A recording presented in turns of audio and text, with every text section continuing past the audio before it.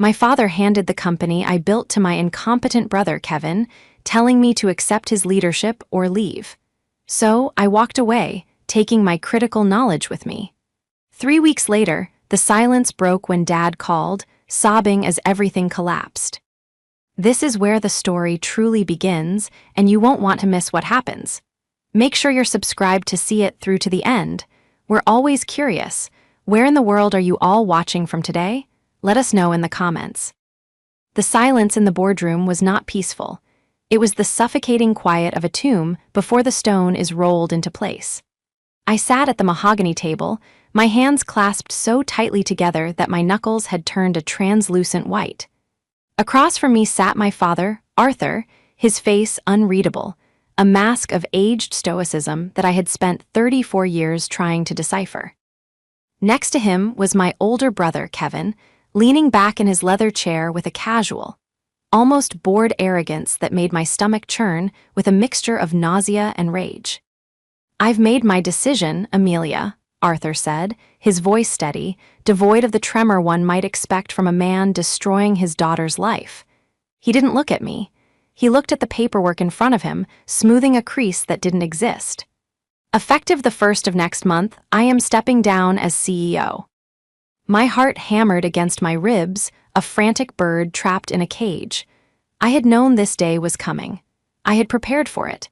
I had spent the last decade running operations, tripling our revenue, modernizing our logistics, and cleaning up every single mess the family business had stumbled into. I was ready. "I'm ready, Dad," I said, my voice shaking slightly despite my best efforts to sound commanding. "I have the transition plan for the logistics hub already drafted. We can." Arthur finally looked up, and the pity in his eyes was worse than anger. It was a soft, patronizing look that cut deeper than any knife. "No, Amelia," he interrupted gently. "You misunderstand. Kevin is taking the chair. He's the eldest. It's tradition. It's the right way." The room seemed to tilt on its axis. I looked at Kevin. He wasn't surprised. He was grinning, a lopsided, victorious smirk that told me he had known about this for weeks, maybe months. Kevin, who hadn't shown up to a morning meeting before 11:00 a.m. in 5 years. Kevin, whose networking trips were thinly veiled vacations in Cabo. "Kevin," I whispered, the word tasting like ash. "Dad, Kevin doesn't know how the routing software works. He doesn't know the vendor contracts. Last month he nearly lost the Henderson account because he forgot to sign the renewal." "That's enough," Arthur snapped, his tone hardening instantly. The pity was gone, replaced by the iron wall of patriarchal authority. "He is your brother. He is the future of this company. I need you to support him. I'm moving you to the role of senior advisor. You'll handle the day-to-day grunt work so Kevin can focus on vision."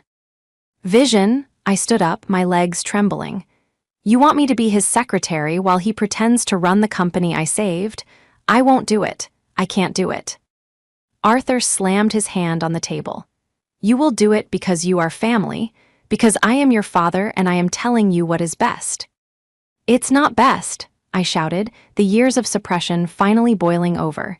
"It's suicide for the business." Arthur stood up too, leaning over the table, his face red. "If you cannot accept your place, Amelia, if you cannot support your brother, then you have no place here. Walk away if you don't like it." The ultimatum hung in the air, vibrating with finality. Walk away if you don't like it. I looked at Kevin. He didn't defend me. He didn't offer to share the load. He just checked his watch, as if my devastation was making him late for lunch. I looked back at my father.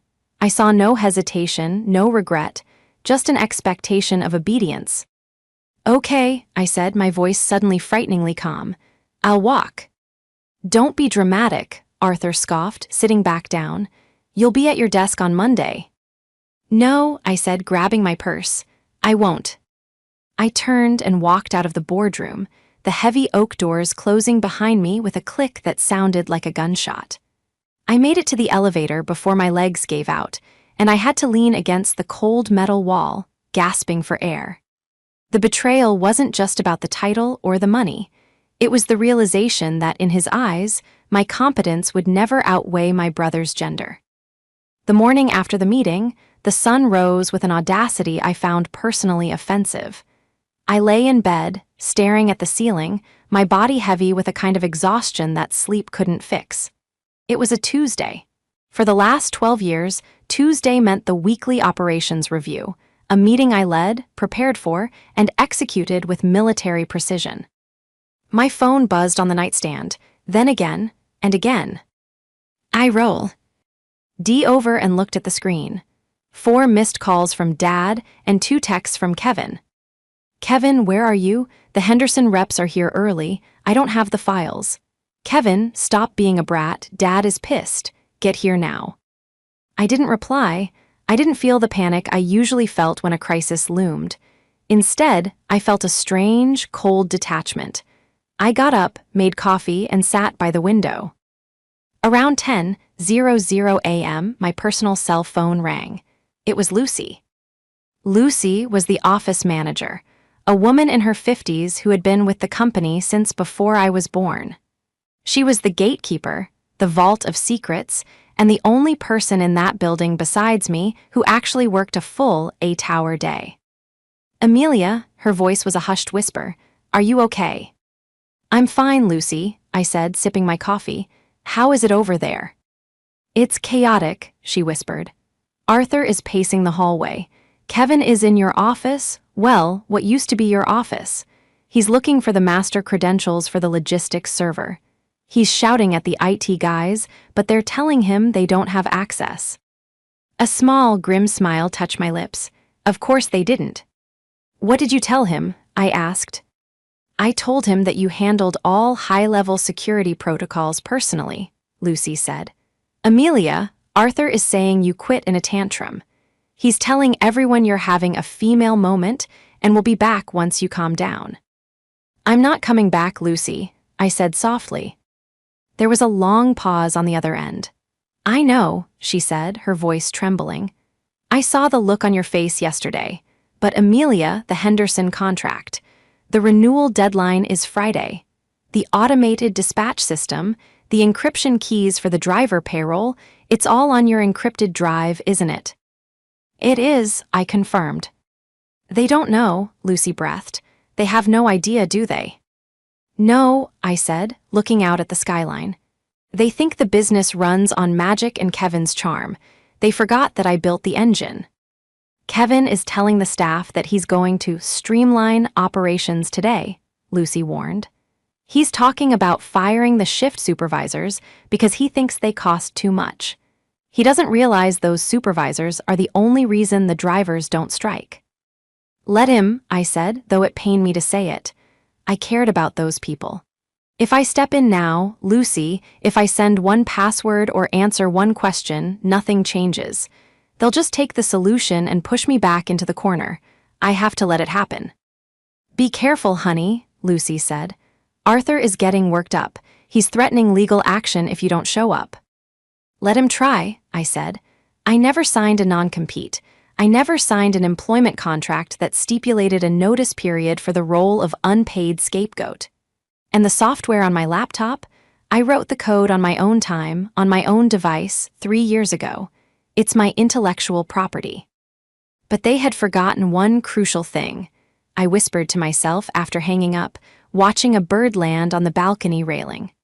They forgot that while they were playing golf, I was the one holding the keys to the kingdom. To understand why I didn't just turn the car around and go save them.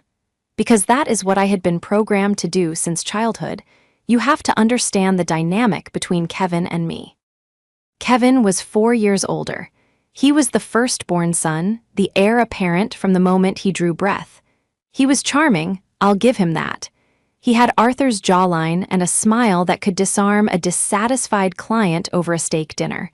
But beneath the polish, he was hollow. In high school, when Kevin was failing algebra, I did his homework. When he crashed his car, I was the one who picked him up so Dad wouldn't find out. When I joined the company at 22, fresh out of business school with honors, it was struggling. We were bleeding money on inefficient routes and outdated tracking. I spent that first summer sleeping on a cot in the warehouse office. I mapped every route by hand until I could afford to build a digital system. I renegotiated vendor contracts. I learned the names of every driver, every packer, every receptionist. Kevin joined 2 years later. His orientation consisted of a tour of the executive suite and a lunch with the VP of sales. There was a specific memory that kept playing in my loop as I sat in my living room. It was from 5 years ago. We had a crisis, a massive recall on a product we shipped. It was a nightmare. I stayed in the office for 72 hours straight, coordinating returns, managing the PR fallout, and soothing angry clients. Kevin had left at 5:00 p.m. on Friday for a weekend ski trip. When the dust settled and we saved the account, Arthur took us both to dinner. He raised a glass and said, "To my children, to Kevin for keeping the team's morale high, and to Amelia for helping out." Helping out. That was the moment the seed of resentment truly took root.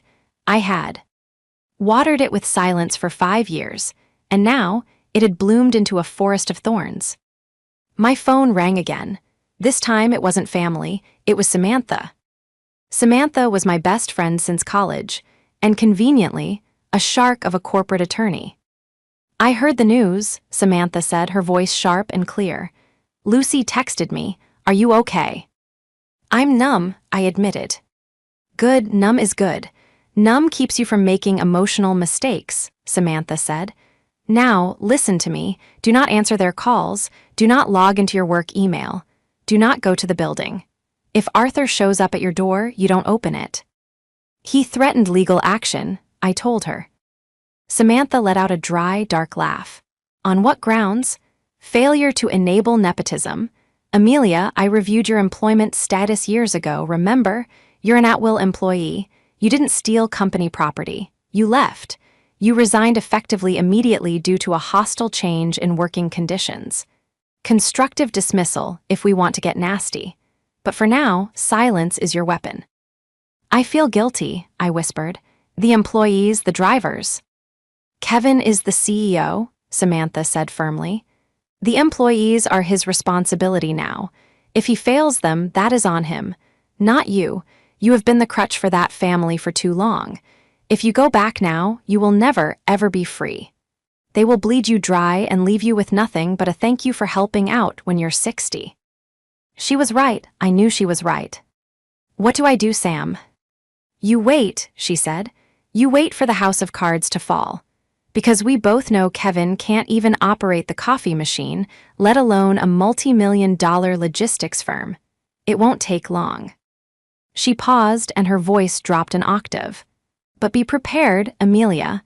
When Kevin starts to fail, he won't take responsibility. He's going to come for you. He's going to try to destroy your reputation to save his own. That's who he is." I thought of Kevin's smirk in the boardroom. The way he looked at me like I was an annoying appliance that had stopped working. "Let him come," I said, a cold resolve settling in my chest. "I'm not the little sister anymore. I'm the competition." The first week of my retirement was a surreal blur of silence and noise. The silence came from my apartment, which for the first time in a decade wasn't filled with the frantic pinging of dispatch alerts at 3:00 a.m. The noise, however, came from the outside world. Kevin hadn't just stepped into the role of CEO, he had stepped into the role of victim. It started on LinkedIn. I was sipping tea on Thursday morning, enjoying the sunlight hitting my floorboards when a notification popped up. It was a post from Kevin. "Leadership is about making hard choices. Sometimes you have to trim the dead weight to let the eagle soar. Miller Logistics is entering a new era of efficiency. Sad to see some team members go who couldn't handle the new vision, but we move forward. New CEO, visionary growth." Dead weight, that was me. The woman who built the tracking system he was currently failing to operate.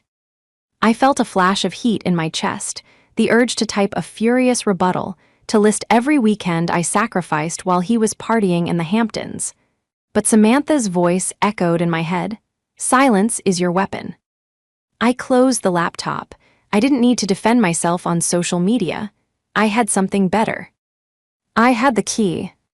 Later that afternoon, I met Samantha for lunch at a bistro downtown, far enough from the warehouse district that we wouldn't be spotted. She looked impeccable as always, sliding a thick manila folder across the table to me. I reviewed the IP filings from 4 years ago, Samantha said, taking a sip of sparkling water.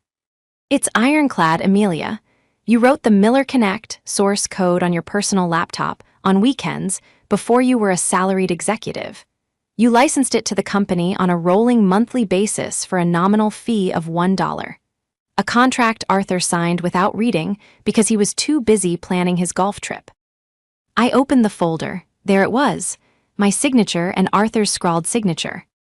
The contract stipulates, Samantha continued, a shark-like grin spreading across her face, that the license must be manually renewed by the licensor, you every 30 days. If not renewed, the software enters read-only mode to protect data integrity, but ceases all processing functions. When does the current cycle end? I asked, though I already knew. This Sunday at midnight, Samantha said. If you don't log in and click renew, the entire logistics network freezes on Monday morning. No new orders, no route optimization, no driver payroll processing. I stared at the document. This was it.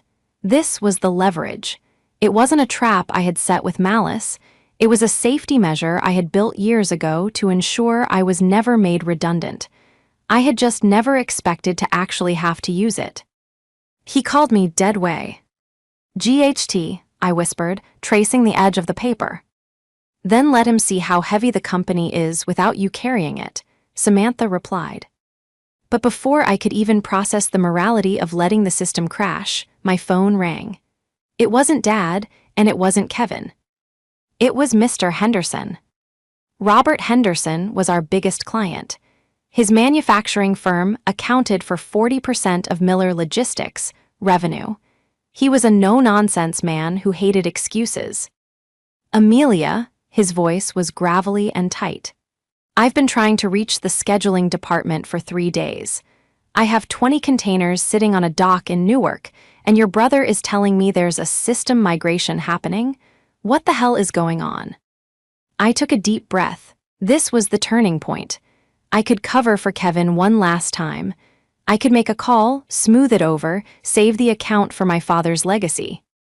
Mr. Henderson, I said clearly, I don't work for Miller Logistics anymore. There was a stunned silence on the line. Excuse me. I resigned last week, I explained. The new CEO, Kevin, has taken full control of operations. I have no access to the system and no authority to move your containers. You quit, Henderson sounded horrified. Amelia, the only reason I signed that renewal was because you promised me personally that the holiday rush would be handled. I know, I said, feeling a pang of guilt. And I intended to keep that promise, but the leadership decided to go in a different direction. A visionary direction. Henderson swore loudly. I don't care about vision, I care about my freight. If this isn't fixed by Monday, I'm pulling the contract. And Amelia. Yes. If you land somewhere else, let me know. I follow competence, not company names. He hung up. I looked at Samantha. She was smiling. That, she said, sounded like a job offer. No, I said, a plan finally forming in the back of my mind. Not a job offer, a client. Sunday came and went. I did not log in. I did not click renew. Monday morning arrived with the inevitability of a tidal wave. I was in my living room, sketching out a business plan for an independent logistics consultancy when the pounding started. It wasn't a knock. It was a physical assault on my front door. I checked the peephole. It was Kevin. He looked like he hadn't slept in 3 days. His tie was undone, his expensive suit looked rumpled, and his hair, usually gelled to perfection, was a chaotic mess. I opened the door, leaving the security chain on. Open the damn door, Amelia, Kevin screamed, his face flushed a blotchy red. Hello, Kevin, I said calmly. To what do I owe the pleasure? The system is down, he shouted, spit flying from his mouth. Everything is red. The drivers can't log their hours, the routing map is blank, and Henderson is threatening to sue us for breach of contract. Fix it. I can't fix it, I said. I don't work there. Don't give me that crap. He tried to shove the door, but the chain held. Dad told me you did this. You put a virus in the system before you left. That's a felony, Amelia. I'll have you arrested. It's not a virus, I said, my voice icy. It's a license expiration. You're the CEO, Kevin. Surely you reviewed the software licensing agreements when you took over. He blinked, confused. What license? It's our software. You built it for us. I built it, I corrected. And I licensed it to Miller Logistics. The contract requires monthly renewal by the administrator. Since you fired the administrator, me, and didn't appoint a new one with the proper credentials, the license expired. Give me the password, he demanded, his voice dropping to a growl. Give me the admin login and I won't press charges. I laughed. I actually laughed. It felt amazing. You won't press charges? Kevin, you have no grounds. And I'm not giving you the password because that software is my intellectual property. If you want to use it, we need to negotiate a new contract. My consulting rate is $300 an hour with a minimum retainer of $50,000. You're insane, he hissed. You're trying to destroy the family. You destroyed it when you accepted a job you aren't qualified for, I shot back. You wanted the title, Kevin. You wanted the big chair. Well, the chair comes with responsibilities. Fixing this is your job. Dad is going to kill you, he said, pointing a shaking finger at me through the crack in the door. He's on his way to the office now. He's going to ruin you. Tell him to drive safely, I said, and slammed the door in his face. I locked the deadbolt and leaned against the wood, my heart racing. I expected to feel fear. Instead, I felt a rush of adrenaline. I had finally said no. But Kevin's reaction, the immediate leap to threats and lies, confirmed everything Samantha had warned me about. He wasn't just incompetent, he was malicious. And he was desperate. Why was he so desperate? Sure, a system crash was but his level of panic seemed disproportionate. Miller Logistics had cash reserves. We could weather a few days of downtime, manually route trucks, and pay the fines. But Kevin acted like the world was ending instantly. I went back to my laptop and pulled up the public records for the county clerk's office. If Kevin was hiding something, it would be in the money. I started searching for recent filings under Kevin's name. Nothing. Then I searched for Miller Logistics assets. And there it was, a lien. Filed 3 months ago, a lien against the company warehouse for an unpaid loan. A loan that Arthur, to my knowledge, had never authorized. I dug deeper. The loan wasn't for business expansion. It was a high-interest, short-term bridge loan from a private equity firm known for predatory lending. The signatory. Kevin Miller, acting CFO. My blood ran cold. He had been siphoning money or leveraging company assets before he was even CEO. He didn't just need the job for the ego, he needed the control to cover his tracks. The discovery of the lien changed everything. This wasn't just a family dispute anymore, this was corporate malfeasance. If that loan defaulted, the bank wouldn't just take the trucks, they would take the warehouse, the land, and my parents' retirement, which was tied up in company stock. I called Lucy. Amelia, it's a madhouse, she whispered, picking up on the first ring. Henderson just pulled his contract. He sent a courier with the termination letter an hour ago. Kevin is in his office throwing things, literally throwing things. Lucy, listen to me, I said, my voice urgent. I need you to check the physical file cabinet in Dad's old office. The bottom drawer, back, under capital expenses. Check if there's a loan agreement with Apex Capital. Apex, Lucy paused. I've never heard of them, we use First National. Just check, please, and take a picture if you find it. 10 minutes later, my phone buzzed. It was a photo of a document.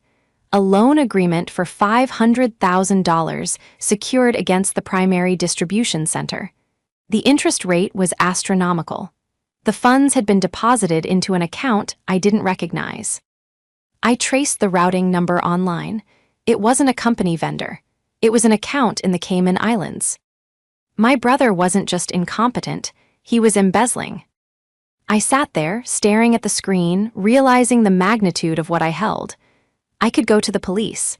I should go to the police, but Arthur, my father, if I went to the police, the scandal would kill him. He was a proud man, and finding out his golden boy was a criminal might induce a heart attack. I had to give them one last chance. Not for Kevin, but for the company that I had spent my life building. I texted Arthur, "Meet me at the office. 2:00 p.m., I know about the loan." He didn't reply, but I knew he would be there. At 1:55 p.m., I walked into the building I had practically lived in for 12 years. The atmosphere was funereal. The phones were ringing off the hook, but the staff just looked defeated. When they saw me, hope flared in their eyes. "Amelia," the shift supervisor Mike ran over.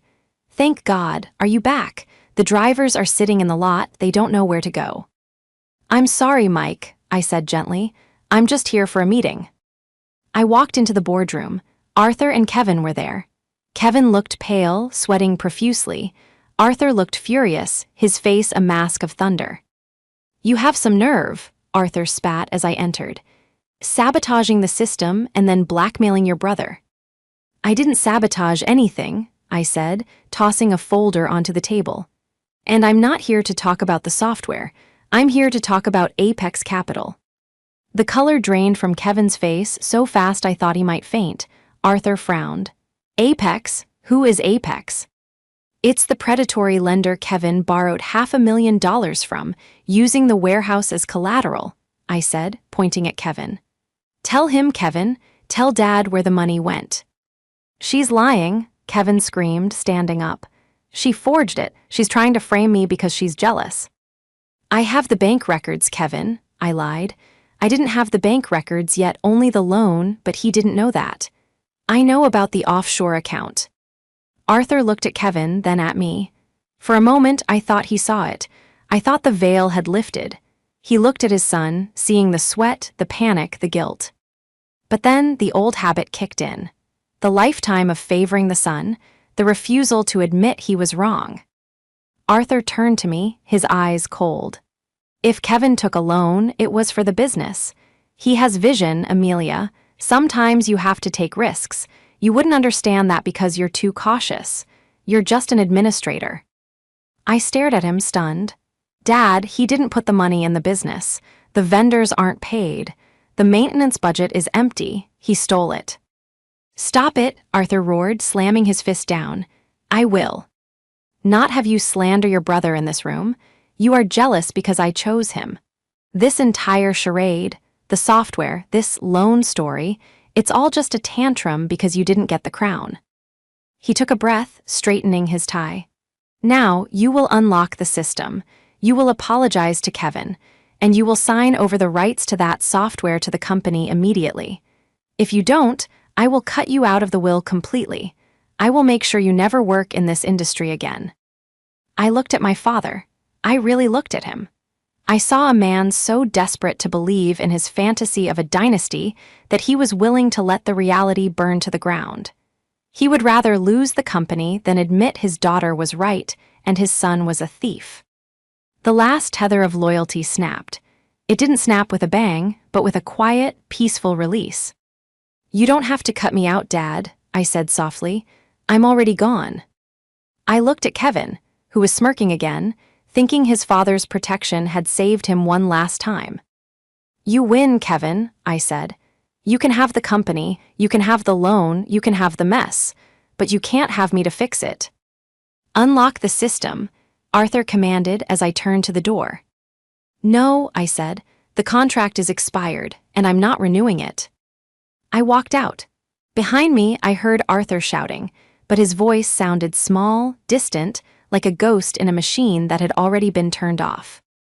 I walked to the elevator, took out my phone, and called Mr. Henderson. "Robert," I said, "about that job offer. I have a better idea. How would you like to be the first client of Amelia Vance Logistics?" I thought you'd never ask, he replied. 3 weeks, that was all it took for 40 years of legacy to turn into ash. In those 3 weeks, my life had transformed. Vance Logistics wasn't just a registered LLC, it was a phenomenon. With Henderson's backing and my reputation in the industry, clients who were fleeing the sinking ship of Miller Logistics were knocking on my door. I was working 18-hour days, operating out of a leased industrial park suite that smelled of fresh paint and ambition. I was tired, yes, but for the first time in my life, I wasn't carrying a burden I didn't own. I was building a ladder that I would climb, not holding it steady for someone else. But while I rose, the silence from the other side of town was deafening. I hadn't spoken to Arthur or Kevin since I walked out of that boardroom. I blocked their numbers. I returned their emails unread. I needed the distance to heal, to scrub the feeling of inadequacy from my skin. Then, on a rainy Tuesday afternoon, the silence broke. I was in the middle of onboarding a new fleet of drivers, men and women who had resigned from Miller's that morning because their paychecks had bounced when my personal cell rang. It was a landline number I recognized. My childhood home. I stared at the screen. Samantha would tell me to let it go to voicemail. My pride told me to let it ring. But my heart, that treacherous, foolish thing that still remembered being a little girl looking up to her daddy, made me answer. Hello. Amelia. The voice was unrecognizable. It wasn't the booming baritone of Arthur Miller, the titan of industry. It was a jagged, wet rasp, a sound of total defeat. He let it burn, Arthur sobbed. Amelia, he let it all burn. Dad, I sat down, signaling my assistant to close the door.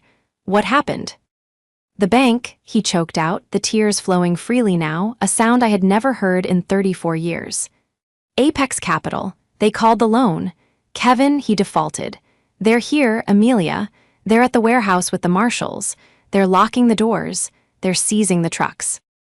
I told you, I said, my voice trembling. I told you about the loan. I didn't want to believe it, he wept. I couldn't believe it, but today the police are looking for him. He's gone, Amelia. Kevin is gone. He took the cash from the safe, he took the corporate cards, and he ran. He left me here to face them. A cold chill went through me. Kevin hadn't just failed, he had fled. He had abandoned his own father to face criminal negligence charges and financial ruin. Where are you? I asked. I'm at the warehouse, Arthur whispered. I'm watching them put chains on the doors. The employees, they're screaming at me. They want their money. I have nothing, Amelia. He leveraged the house too. I signed papers. I didn't read them. I trusted him. Stay there, I said, grabbing my keys. I'm coming. I didn't go to save the company. The company was dead. I went because, despite everything, he was my father, and I wouldn't let him face the mob alone. When I pulled up to the Miller Logistics headquarters, it was a scene of chaos. Police cruisers with flashing lights blocked the entrance. A crowd of angry drivers, warehouse staff, and confused vendors had gathered in the parking lot. In the center of it all Stu. D. Arthur, looking small and frail in his gray suit, surrounded by people shouting demands for their severance, their back pay, their dignity. I parked my car and pushed through the crowd.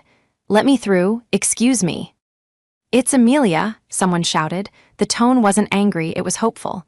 Amelia's here. The crowd parted. I walked into the eye of the storm. Arthur was standing by the main glass doors, which were now adorned with a bright orange SEIZD notice. He looked up at me, his eyes red-rimmed, his hands shaking uncontrollably. Amelia, he breathed, reaching out as if to touch a ghost. You came. I'm here, Dad, I said, stepping between him and the angry shift supervisor who was shouting about his rent. Everyone, please back up. We want our money, Amelia. Mike, the supervisor, yelled, though his eyes pleaded for help. Checks bounced, 2 weeks of work for nothing. I know, I shouted, raising my hands. I know, and I promise you, I am going to do everything I can to help. But screaming at an old man who has lost everything isn't going to put cash in your accounts. He's the owner, someone yelled. He's a victim too, I said, the words tasting bitter but true. He was deceived. Suddenly, the side door of the office burst open. 2 police officers dragged a struggling figure out into the rain. It was Kevin. He hadn't made it far. He was wearing a hoodie and carrying a duffel bag that was spilling open, revealing stacks of petty cash. "Get off me," Kevin screamed, thrashing against the handcuffs. "It's not my fault, it's her fault. She locked the system. She sabotaged the revenue." The crowd went silent as they dragged him past us. Kevin saw me. He stopped struggling for a second, his eyes wild with malice. "You did this," he spat at me. "You jealous witch. You couldn't stand that he picked me." I looked at him feeling absolutely nothing. No anger, no sadness, just pity. "He didn't pick you, Kevin," I said, my voice carrying over the silence of the parking lot. "He picked a fantasy, and you were never strong enough to carry it." Arthur watched his son, his golden heir, being shoved into the back of a police car like a common thief. He let out a low, guttural moan and collapsed. I caught him before he hit the asphalt, holding the weight of the man who had told me I wasn't strong enough to lead. The fallout was swift and brutal. Kevin was denied bail. The forensic accounting revealed a web of fraud that went back years: gambling debts, shell companies, and the unauthorized loan from Apex. He was facing 10 to 15 years in prison. Miller Logistics filed for Chapter 7 liquidation. The assets, the trucks, the scanners, the office furniture were auctioned off to pay the creditors. The building was sold to a developer. Arthur lost his house. The papers Kevin had tricked him into signing were personal guarantees on the business loans. At 70 years old, my father was homeless and bankrupt. I spent the next month navigating the wreckage. I didn't have to. I could have focused on Vance Logistics and left them to rot, but I needed closure. I hired Samantha to represent Arthur in the civil suits, ensuring he wouldn't go to jail for Kevin's crimes. I bought a small, 1-bedroom condo in a quiet neighborhood and moved Arthur into it. It wasn't the sprawling estate he was used to, but it was safe. One rainy Saturday, a month after the arrest, I went to visit him. The condo was sparse. He sat in a recliner I had bought him, staring out the window at the street below. He looked 20 years older. The arrogance that had defined him was gone, replaced by a hollow haunting. I made tea and set it on the table beside him. "Kevin's lawyer called," I said softly. "They're trying to cut a plea deal. He wants to testify that you were the mastermind behind the Apex loan in exchange for a reduced sentence." Arthur flinched, closing his eyes. He would do that after I gave him everything. "He's scared, Dad," I said, "and he's selfish. He's always been selfish. You just never wanted to see it." Arthur turned to look at me. His hands were trembling as he picked up the tea. "I saw it," he whispered. "Deep down, I think I always saw it. I knew he was lazy. I knew he wasn't sharp like you." "Then why?" I asked, the question that had burned in my soul for a lifetime. "Why did you give it to him? Why did you push me aside?" Arthur took a long, shaky breath. "Because I was afraid," he admitted. "I was afraid of being the man whose son was a failure. In my generation, a man passes his name to his son. If Kevin failed, I failed, I thought. If I gave him the title, the responsibility would make him a man. I thought if I put you there to support him, you would carry him, and no one would have to know he was weak." He looked at me, tears spilling over his cheeks again. "I sacrificed you to save my ego, Amelia. I broke the strong child to prop up the weak one, and look what He got me." He gestured around the small room. "I have nothing. I am a fool." I looked at this broken man. I wanted to scream at him. I wanted to tell him that he deserved this. But looking at his grief, I realized that his punishment was far worse than anything I could say. He had to live the rest of his life knowing that he destroyed his own legacy because of his prejudice. "You don't have nothing, Dad," I said, reaching out and covering his hand with mine. He looked up surprised. "I bought the fleet," I said. He blinked. "What?" "The auction," I explained. "Vance Logistics bought the core fleet of trucks yesterday. and I hired back Mike, Lucy, and 80% of the driving staff. They're working for me now. The Miller name is gone, Dad. It's never coming back. But the work, the people, the standard of service, that survived. I saved it. Arthur began to weep openly, bowing his head over our joined hands.